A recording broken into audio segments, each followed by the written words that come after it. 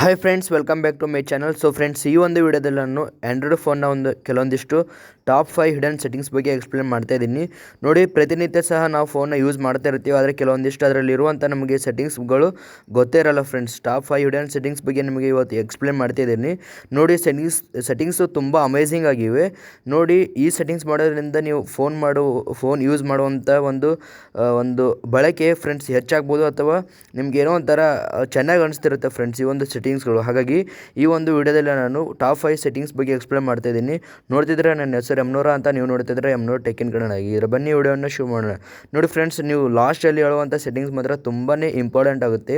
ಯಾಕಪ್ಪ ಅಂತಂದರೆ ಸೆಕ್ಯೂರಿಟಿ ಪರ್ಪಸ್ಗೋಸ್ಕರ. ಹಾಗಾಗಿ ಲಾಸ್ಟ್ ಒಂದು ವಿಡಿಯೋ ತುಂಬಾ ಇಂಪಾರ್ಟೆಂಟ್ ಆಗುತ್ತೆ. ಹಾಗಿದ್ರೆ ಬನ್ನಿ ವಿಡಿಯೋನ ಶುರು ಮಾಡೋಣ. ನೋಡಿ, ಸೆಟ್ಟಿಂಗ್ಸಲ್ಲಿ ಮೊದಲೇ ಬಂದುಬಿಟ್ಟು ಸೊ ಫ್ರೆಂಡ್ಸ್, ಐಫೋನ್ ಸೆಟ್ಟಿಂಗ್ಸ್ ಥರ ನಾವು ಆ್ಯಂಡ್ರಾಯ್ಡ್ ಫೋನ್ ಯಾವ ರೀತಿ ಮಾಡೋದು ಅಂದರೆ ಪೂರ್ತಿ ಸೆಟ್ಟಿಂಗ್ಸ್ ಅಲ್ಲ. ನೋಡಿ, ಅವ್ರ ಫೋನಲ್ಲಿ 3 ಬಟನ್ ಇವು ಇರೋದಿಲ್ಲ ಫ್ರೆಂಡ್ಸ್. ಅಂತಂದರೆ ಹೋಮ್, ಬ್ಯಾಕ್, ಓವರ್ ಬಟನ್ಗಳು ಅವರ ಒಂದು ಫೋನ್ಗಳಲ್ಲಿರಲ್ಲ, ಅಥವಾ ಆ್ಯಂಡ್ರಾಯ್ಡ್ ಫೋನ್ ಯೂಸರ್ಸು ಕೆಲವೊಬ್ಬರು ಇಟ್ಕೊಂಡಿರ್ತಾರೆ. ಅದನ್ನು ಯಾವ ರೀತಿ ತೆಗೆಯೋದು ಅಂತ ನಾನು ತಿಳಿಸ್ಕೊಡ್ತಾ ಇದ್ದೀನಿ. ನಿಮ್ಮೊಂದು ಫೋನ್ ಯಾವುದು ಅಂತ ನೋಡ್ಕೊಳ್ಳಿ. ನನ್ನ ಒಂದು ಫೋನ್ ಬಂದುಬಿಟ್ಟು ಸ್ಯಾಮ್ಸಂಗ್ ಗ್ಯಾಲಕ್ಸಿ F14 5G ಅಂತ. ನಿಮ್ಮೊಂದು ಫೋನ್ ನೋಡ್ಕೊಳ್ಳಿ ನೀವು.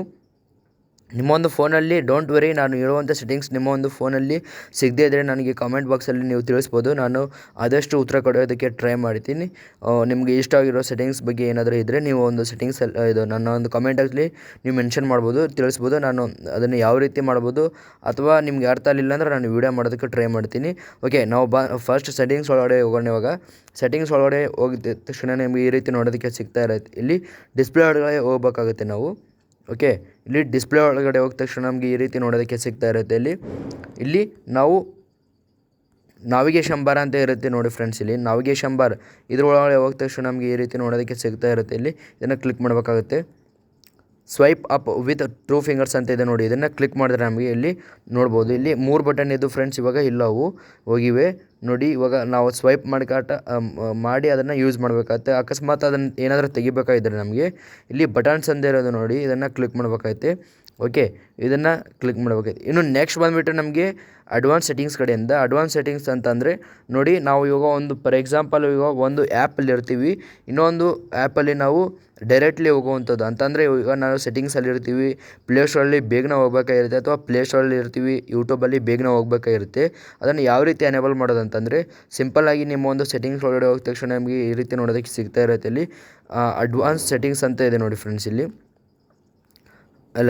ಅಡ್ವಾನ್ಸ್ ಫ್ಯೂಚರ್ಸ್ ಅಂತ ಇದೆ ನೋಡಿ. ಇದನ್ನು ಕ್ಲಿಕ್ ಮಾಡಬೇಕಾಗುತ್ತೆ. ಇಲ್ಲಿ ನಮಗೆ ಸೈಡ್ ಬಟನ್ ಅಂತ ಸಿಗುತ್ತೆ ನೋಡಿ ಫ್ರೆಂಡ್ಸ್. ಇಲ್ಲಿ ಸೈಡ್ ಬಟನ್ ಅಂತ ಸಿಗುತ್ತೆ. ಇಲ್ಲಿ ಡಬಲ್ ಪ್ರೆಸ್ ಅಂತ ಇದೆ ನೋಡಿ, ಇದನ್ನು ಕ್ಲಿಕ್ ಮಾಡಬೇಕಾಗುತ್ತೆ. ಇಲ್ಲಿ ಬೇಕಿದ್ರೆ ನಾವು ಟಾರ್ಚ್ ಸಮಯಕ್ಕೆ ಇಟ್ಕೋಬೋದು. ಇಲ್ಲಿ ನಾವು ಡಬಲ್ ಪ್ರೆಸ್ ಅಂತಂದರೆ ಇವಾಗ ನಾವು ಬಟನ್ನ ಪವರ್ ಆಫ್ ಬಟನ್ನ ನಾವು ಡಬಲ್ ಸರ್ತಿ ಟ್ಯಾಪ್ ಮಾಡಿದ್ರೆ ನಮಗೆ ಟಾರ್ಚು ಹತ್ತುತ್ತೆ ಅಂತಲೇ ಹೇಳ್ಬೋದು. ಇವಾಗ ನಾನು ಡಬಲ್ ಪ್ರೆಸ್ ಮಾಡ್ತೀನಿ ನೋಡಿ, ಇವಾಗ ಪ್ಲೇ ಸ್ಟೋರ್ ಓಪನ್ ಆಗುತ್ತೆ. ಓಕೆ, ನಮಗೆ ಇಲ್ಲಿ ಪ್ಲೇ ಸ್ಟೋರ್ ನೋಡೋಕ್ಕೆ ಸಿಗ್ತಾ ಇರ್ಬೋದು. ಇವಾಗ ಬ್ಯಾಕ್ ಬರ್ತೀನಿ ವಾಪಸ್ ನಾನು. ಇಲ್ಲಿ ನಾವು ಬೇಕಿದ್ರೆ ಬೇರೆ ಆ್ಯಪ್ಸ್ನ ನಾವು ಇಟ್ಕೋಬೋದು. ಇಲ್ಲಿ ಆ್ಯಪ್ಸ್ ಅಂತ ಕ್ಲಿಕ್ ಮಾಡಿದ್ರೆ ನಮಗೆ ನಮ್ಮ ಒಂದು ಫೋನಲ್ಲಿರುವಂಥ ಎಲ್ಲ ಆ್ಯಪ್ಸ್ಗಳು ಇಲ್ಲಿ ಶೋ ಆಗ್ತಾ ಇರುತ್ತೆ. ಇಲ್ಲಿ ಬೇಕಿದ್ರೆ ಆ್ಯಪ್ಸ್ನ ನಾವು ಚೇಂಜ್ ಮಾಡ್ಕೋಬೋದು. ನಾನಿಲ್ಲಿ ಇವಾಗ ಉದಾಹರಣೆಗೆ ಇಲ್ಲಿ ಫೈಲ್ಸ್ನ ಇಟ್ಕೊತೀನಿ. ಓಕೆ, ಫೈಲ್ಸ್ನ ಇಟ್ಕೊಂಡೆ. ಇವಾಗ ನೋಡಿ, ನಾನು ಡಬಲ್ ಪ್ರೆಸ್ ಮಾಡಿದ್ರೆ ಇವಾಗ ನನಗೆ ಫೈಲ್ಸ್ ಓಪನ್ ಆಗುತ್ತೆ ಅಂತ ಹೇಳ್ಬೋದು. ಓಕೆ, ನಮಗೆ ಇನ್ನು ನೆಕ್ಸ್ಟ್ ಬಂದುಬಿಟ್ಟು ಕಾಲ್ ಕಡೆಯಿಂದ. ಕಾಲ್ ಅಂತಂದರೆ ನೋಡಿ ಫ್ರೆಂಡ್ಸ್, ಕೆಲವೊಬ್ಬರು ಫೋನಲ್ಲಿ ಮಾತಾಡ್ತಿರ್ಬೇಕಾದ್ರೆ ನಮಗೆ ಆಟೋಮೆಟಿಕಲಿ ಎಂಡ್ ಕಾಲ್ ಮಾಡಬೇಕಾಗಿರುತ್ತೆ. ಅಂತಂದರೆ ನಾವು ಮಾತಾಡ್ತಾ ಇರ್ತೀವಿ, ಏನೋ ಕೆಲಸ ಮಾಡ್ತಾ ಇರ್ತೀವಿ, ಆವಾಗ ನಾವು ಸ್ಕ್ರೀನ್ ಟಚ್ ಮಾಡ್ದೇ ಬಟನ್ ಯೂಸ್ ಮಾಡಿಕೊಂಡು, ಸೈಡ್ ಬಟನ್ ಯೂಸ್ ಮಾಡ್ಕೊಂಡು ನಾವು ಕಾಲ್ನ ಎಂಡ್ ಮಾಡ್ಬೋದು. ಅಂತಂದರೆ ಇವಾಗ ನಾವು ಒಂದು ಸರ್ತಿ ಕಾಲ್ನ ಎಂಡ್ ಮಾಡಬೇಕಂದ್ರೆ ನಾವು ಬಟನ್ನ ಕ್ಲಿಕ್ ಮಾಡಬೇಕಾಗುತ್ತೆ. ಸೈಡ್ ಬಟನ್ ಕ್ಲಿಕ್ ಮಾಡಿದ್ರೆ ಕಾಲ್ ಎಂಡ್ ಆಗಿಬಿಡುತ್ತೆ. ಇದು ಕೆಲವೊಬ್ಬರಿಗೆ ಇಷ್ಟ ಇರೋದಿಲ್ಲ, ಕೆಲವೊಬ್ಬರಿಗೆ ಇಷ್ಟ ಇರುತ್ತೆ. ಇಷ್ಟ ಇಲ್ದಿರೋರು ನೋಡ್ಬೋದು, ಇಷ್ಟ ಇದ್ದವರು ನೋಡ್ಬೋದು. ಯಾಕಪ್ಪ ಅಂತಂದರೆ ಇಷ್ಟ ಇಲ್ದಿರೋ ಆಫ್ ಮಾಡ್ಕೋಬೋದು, ಇಷ್ಟ ಇದ್ದರೂ ಆನ್ ಮಾಡ್ಕೋಬೋದು.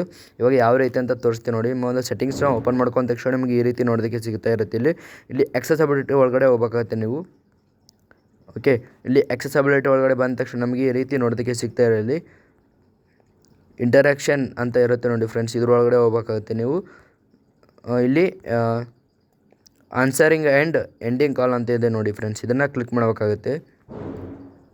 Press side button to end call ಅಂತಿದೆ ನೋಡಿ. ಇದನ್ನು ಆಫ್ ಮಾಡಿದ್ರೆ ನಮಗೆ ಇದು ವರ್ಕ್ ಆಗೋಲ್ಲ. ಅಂತಂದರೆ ನಾವು ಸೈಡ್ ಬಟನ್ ಕ್ಲಿಕ್ ಮಾಡಿದ್ರೆ ನಮಗೆ ಇದು ಆನ್ ಆಗೋಲ್ಲ. ಇದನ್ನು ಆನ್ ಮಾಡಿಟ್ರೆ ನಾವು ಸೈಡ್ ಬಟನ್ ಕ್ಲಿಕ್ ಮಾಡಿದಾಗ ಆಟೋಮೆಟಿಕಲಿ ಕಾಲ್ ಎಂಡ್ ಆಗಿಬಿಡುತ್ತೆ. ಇವಾಗ ಇದರ ಪಕ್ಕನೇ ಇದೆ ನೋಡಿ, ಇಲ್ಲಿ ವಾಲ್ಯೂಮ್ ಅಪ್ ಬಟನ್ ಅಂತ ಇದೆ ನೋಡಿ, ಪ್ರೆಸ್ ವಾಲ್ಯೂಮ್ ಅಪ್ ಬಟನ್ ಅಂತ ಇದೆ ನೋಡಿ.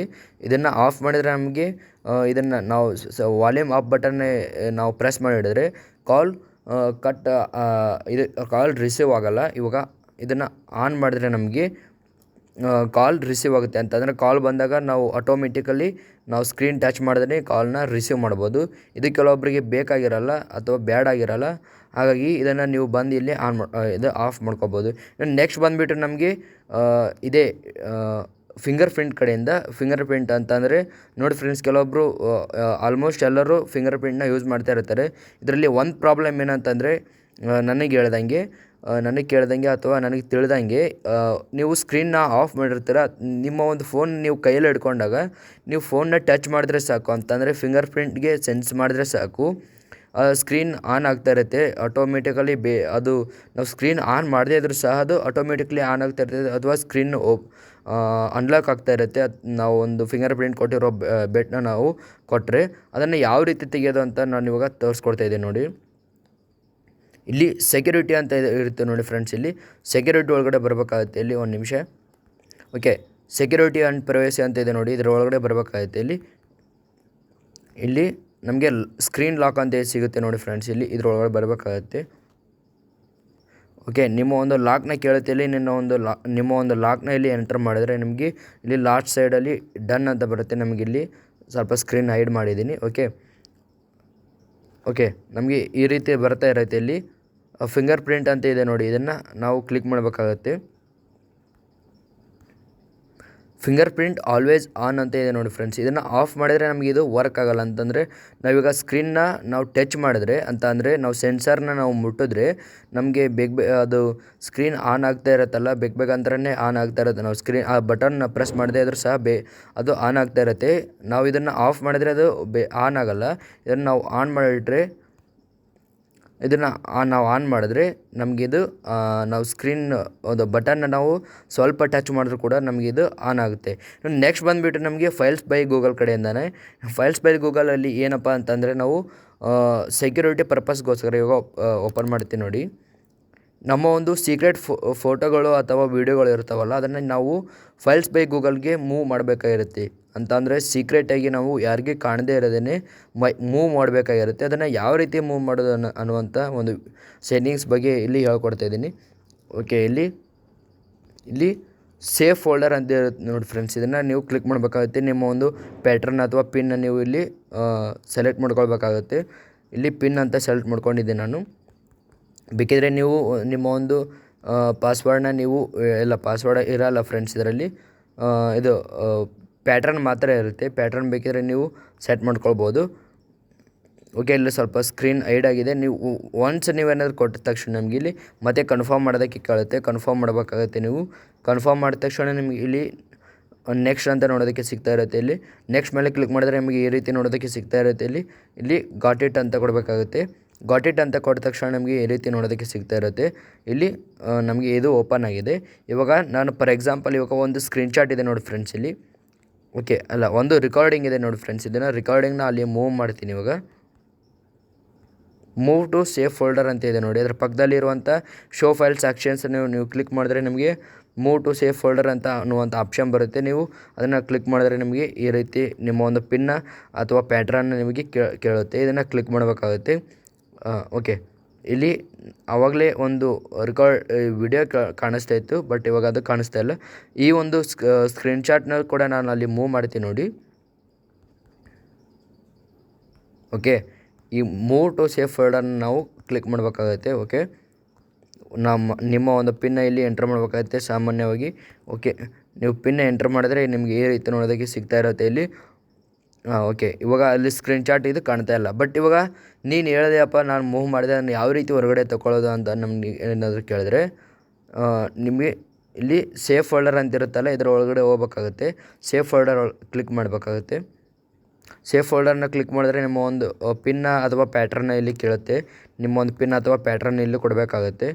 ಕೊಟ್ಟ ತಕ್ಷಣ ನಿಮಗೆ ಈ ರೀತಿ ನೋಡೋದಕ್ಕೆ ಸಿಗ್ತಾ ಇರುತ್ತೆ. ಇಲ್ಲಿ ನೆಕ್ಸ್ಟ್ ಅಂತ ಕ್ಲಿಕ್ ಮಾಡಬೇಕಾಗುತ್ತೆ. ಕ್ಲಿಕ್ ಮಾಡಿದ್ರೆ ಇಲ್ಲಿ ಇದೆಯಲ್ಲ, ಇದನ್ನು ನೀವು ಶೋ ಫೈಲ್ ಸೆಕ್ಷನ್ಸ್ ಅಂತ ಅಂದರೆ ಇದರ ಪಕ್ಕದಲ್ಲಿ ಇರುತ್ತೆ ನೋಡಿ 3 ಡಾಟ್ ಲೈನ್ ಥರ. ಅದನ್ನು ಕ್ಲಿಕ್ ಮಾಡಿದ್ರೆ move out of safe folder ಅಂತ ಇದೆ ನೋಡಿ. ಇದನ್ನು ಕ್ಲಿಕ್ ಮಾಡಬೇಕಾಗುತ್ತೆ. ಓಕೆ, ನಮಗೆ ಇಲ್ಲಿ ನೋಡೋದಕ್ಕೆ ಸಿಗ್ತಾರಲ್ಲ, ಇಲ್ಲಿ ವಿಡಿಯೋ ಇದೆ ನೋಡಿ, ಇದನ್ನು ಸಹ ನಾನು ಮೂವ್ ಮಾಡ್ತೀನಿ. Move out of safe folder ಅಂತಿದೆ ನೋಡಿ. ಇದನ್ನು ಈ ರೀತಿ ಮೂವ್ ಮಾಡಿದ್ರೆ ನಮಗೆ ಇಲ್ಲಿ ಹೊರಗಡೆ ಅವು ಕಾಣಿಸ್ತಾ ಇರ್ತವೆ. ಅಕಸ್ಮಾತ್ ನಿಮ್ಗೆ ಏನಾದರೂ ಸೀಕ್ರೆಟ್ ಫೋಟೋ ವೀಡಿಯೋಗಳಿದ್ದರೆ ಅಲ್ಲಿ ಮೂವ್ ಮಾಡ್ಕೋಬೋದು ನೀವು.